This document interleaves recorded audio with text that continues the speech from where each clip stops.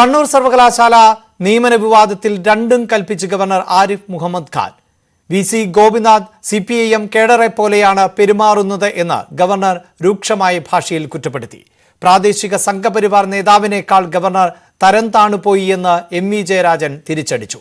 പ്രിയ വർഗീസിന്റെ നിയമനം പ്രതിപക്ഷവും രാഷ്ട്രീയ ആയുധമാക്കുകയാണ്. നിയമനത്തിൽ പരാതിയുമായി പ്രതിപക്ഷ അധ്യാപക സംഘടനയായ KPCTA രംഗത്തെത്തി.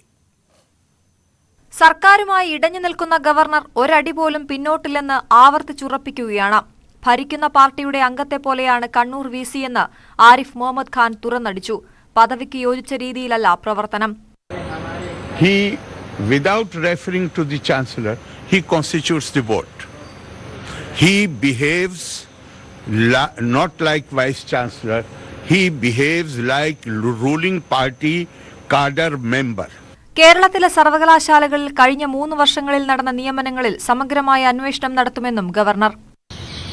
Now I'm going to have a full-fledged inquiry.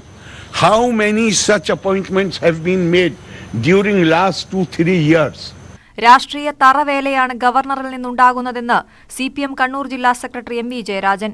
അദ്ദേഹത്തിന് കുറച്ച് രാഷ്ട്രീയം ഉണ്ടായിരുന്നു. ചില സ്ഥാനലബ്ധിക്ക് വേണ്ടി രാഷ്ട്രീയ കളി അദ്ദേഹം നേരത്തെ കളിച്ചിരുന്നു.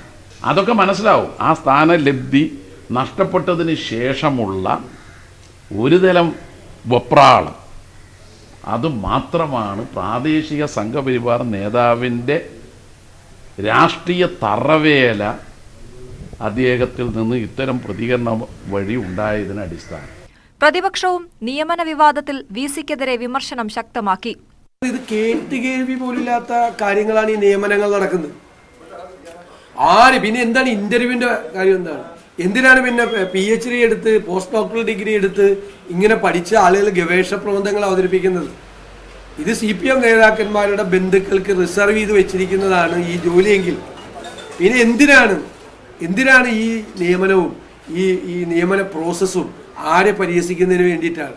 അതിനിടെ പ്രിയ വർഗീസിന്റെ നിയമനത്തിൽ പ്രതിപക്ഷ അധ്യാപക സംഘടനയായ KPCTA പരാതിയുമായി രംഗത്തെത്തി. FDP കാലയളവിൽ ചട്ടലംഘനം നടന്നു. ഗവേഷണ കാലയളവിലെ ശമ്പളം തിരിച്ചുപിടിക്കണമെന്നാവശ്യപ്പെട്ട് KPCTA UGCയെ സമീപിക്കും. News desk, News 18.